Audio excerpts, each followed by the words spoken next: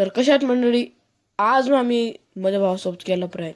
आधी तर आम्ही त्याला उचलून उभा केलो आणि त्याच्या हॅपी बर्थडे त्याला विश केलं. मग तो एवढा खाली पडला तरी पण आम्ही त्याला हॅपी बर्थडे जोरात जोरात बोलत होतो.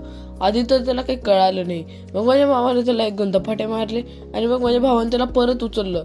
पण मग त्याला सोडल्यानंतर तो परत खाली पडला, कारण की त्याला आम्ही मध्यरात्री उठवलं होतं, त्याला काहीच समजत नव्हतं.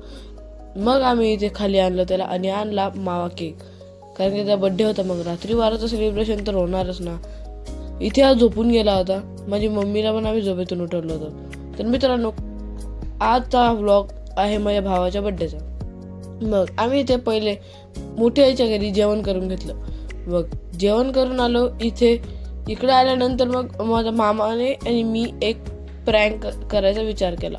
आम्ही एका मोठ्या बॉक्समध्ये एक छोटासा केक ठेवून दिला, ज्याच्याने याच्यासोबत एक मस्त प्रँक होईल.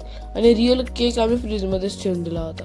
मग मी पटापट वरती गेलो, कपडे बदलले आणि कपडे बदलून खाली आलो. खाली आल्यावर बघितलं तर हे केकच आणत होते. मग मी इथे पटापट व्हिडिओ चालू केला आणि इथे आणला यांनी दोघांनी केक. इथे केक आणून ठेवत होते.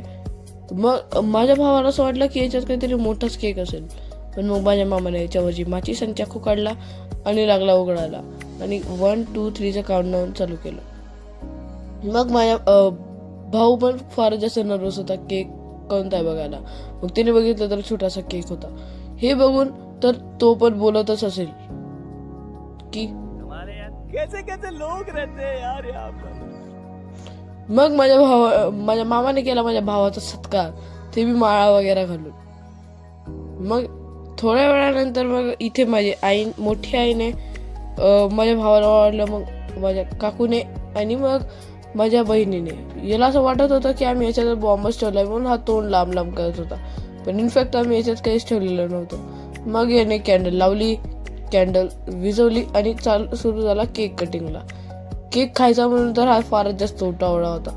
याला वाटलं की हा एकच केक आणलाय माझ्यासाठी.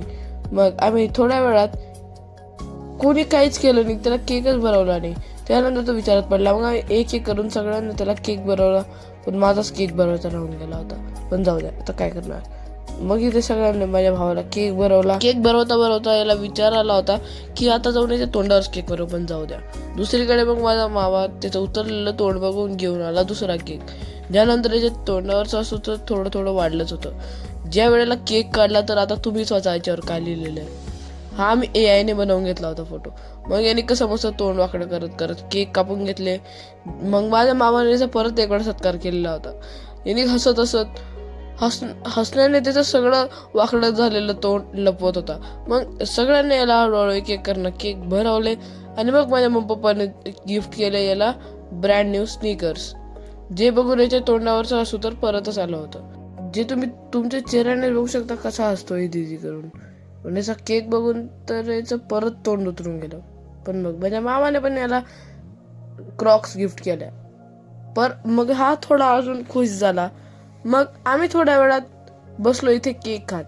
केक खाता खाता मग विचार आला की आता भारत जसं उशीर झालाय, जाऊ आता झोपायला. मग इकडे आम्ही आलो वरती. बड्डे बॉय पण झोपला आणि आता मी पण झोपतो.